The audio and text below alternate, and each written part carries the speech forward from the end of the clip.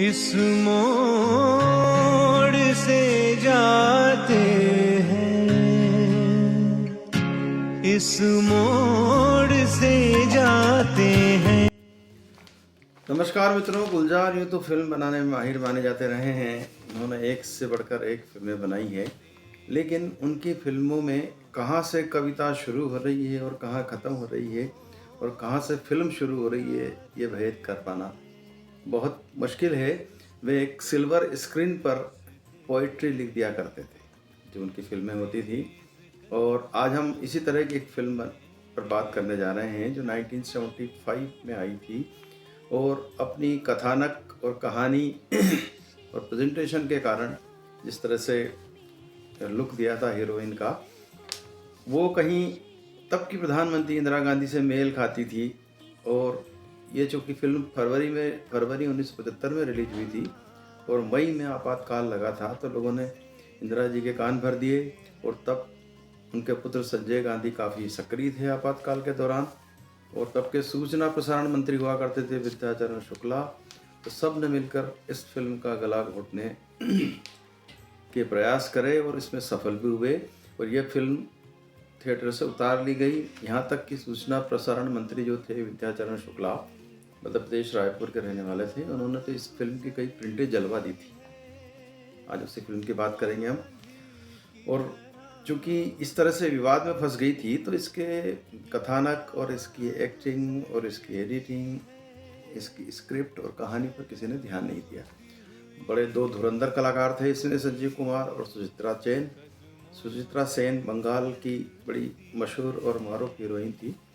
और संजीव कुमार के बारे में तो जानते ही हैं आपके, गुलजार उनको कितना पसंद करते थे और कितनी उनको लिबर्टी दिया करते थे एक्टिंग में। तो चलिए आज हम बात करेंगे आंधी की। आंधी जो सियासी आंधी में फंसकर रह गई थी, ये कह सकते हैं आप।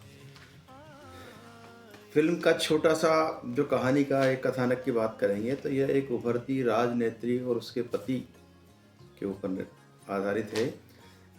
दोनों किसी एक होटल में, जो हीरो होता है होटल का मैनेजर होता है, और ये जो लड़की होती है किसी बड़े राजनेता की लड़की होती है और शराब में डूबी रहती है, तो किसी एक दुर्घटना में फंस जाती है जिसको संजीव कुमार बचाते हैं।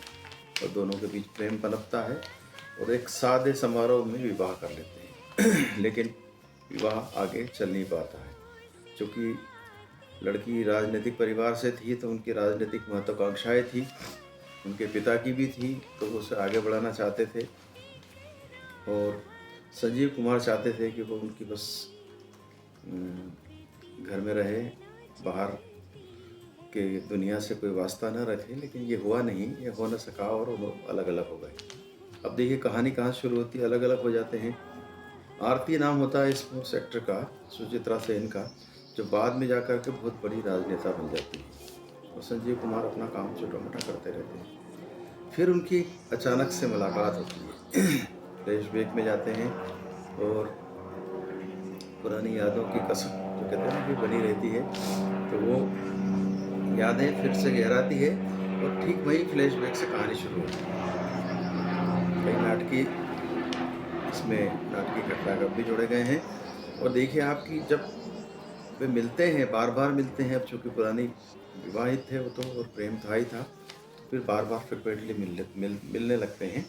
और होता ये है कि जब वो बड़ी नेता होती है सुचित्रा सेन, तो उनको नीचे गिराने के लिए उनके विपक्ष के लोग एक रात उनका फ़ोटो खींच लेते हैं उन्हीं के पति के साथ। और उसमें अखबारबाजी जिस तरह से आजकल होता है ना, चरित्र हनन का प्रयास तब प्रिंट मीडिया के माध्यम से हुआ करता था, तो अखबारों में बड़ी बड़ी खबरें छप जाती है। राजनीतिक कैरियर दांव पे लग जाता है आरती का।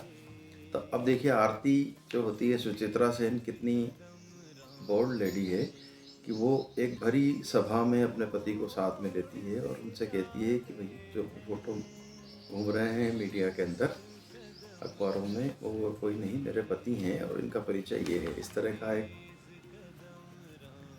घटनाक्रम होता है और उसी के साथ फिर से उनकी गृहस्थी बसती है।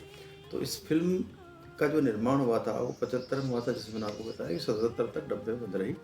77 में जब इंदिरा जी की सरकार गिरी और जनता पार्टी की सरकार बनी तो उन्होंने फिर से इसको छूट दी और दूरदर्शन से इस फिल्म का प्रसारण कर दिया गया है।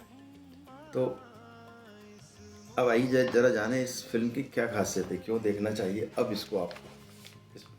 दो तीन चीज़ें। आंधी फिल्म सुचित्रा सेन और संजीव कुमार दोनों ही कलाकारों की अभिनय के मामले में बेजोड़ फिल्म है। इसकी किसी से कोई तुलना नहीं की जा सकती। यह फिल्म गुलजार के वैवाहिक जीवन में भी आंधी लाने वाली फिल्म साबित हुई, क्योंकि तभी गुलजार का विवाह राखी से हुआ था और राखी चाहती थी कि इस फिल्म का लीड रोल वो प्ले करें, लेकिन गुलजार सुचित्रा सेन के बारे में सोच चुके थे और उन्हें एक्टर के रूप में वही चाहिए थी और वो वाकई में सुचित्रा सेन ने न्याय भी किया इस भूमिका के साथ। तो उन्होंने राखी को नहीं लिया और यहीं से उनके बीच अलगाव शुरू हुआ। एक अलगाव की शुरू कहानी से ही वास्तविक जीवन में गुलजार के अलगाव शुरू हो गया। लोग तो यहाँ तक आरोप लगाते हैं कि सुचित्रा सेन से इन्वॉल्व थे गुलजार किसी रूप में, इसलिए राखी ने उनको छोड़ा। जो भी रहा हो, लेकिन आज भी वे साथ नहीं रहते। गुलजार ने जिस तरह से कमाल का निर्देशन किया है इसके अंदर, तो यह माना जा सकता है कि एक एक दृश्य को उन्होंने मोती की तरह पिरोया है। इतनी कड़ी मेहनत की गुलजार के फिल्मों में को आप मामूली मत आकिए। हर शॉट का कोई अर्थ होता है, हर एक्ट का कोई अर्थ होता है, उस तरीके से काम करते हैं।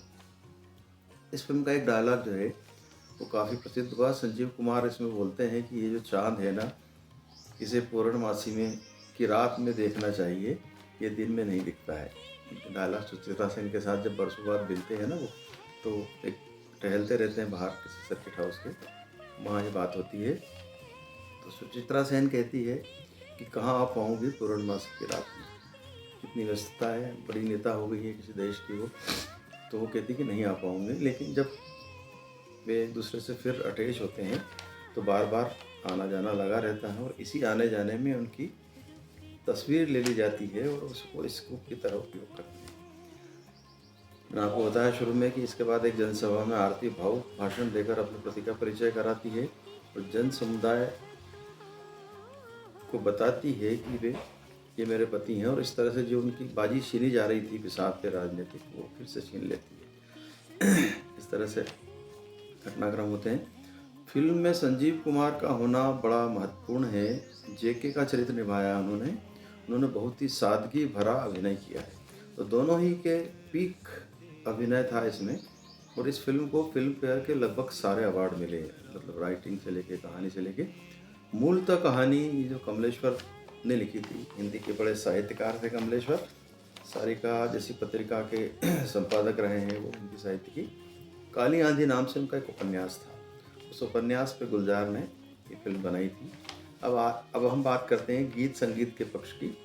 इस फिल्म के गीत भी सारे अल्टीमेट बनाए हैं, आर.डी. बर्मन ने इसकी धुनें बनाई हैं, गुलजार ने गीत लिखे हैं, गुलजार ने पटकथा लिखी है, डायलॉग लिखे हैं और गीत भी लिखे हैं। लेखन का सारा कार्य उन्होंने किया है और निर्देशन भी किया है। किशोर और लता ने इन गीतों को गाकर अमर कर दिया है। इस फिल्म के जो 3-4 गीत हैं वो वाकई बेहद अच्छे बन पड़े हैं और उनका फिल्मांकन भी बहुत बेहतरीन तरीके से किया गया है। इसमें एक गीत जो प्रमुख रूप से जो आज भी बजता है रेडियो पर और लोग बरबस उसकी तरफ खींचे चले आते हैं।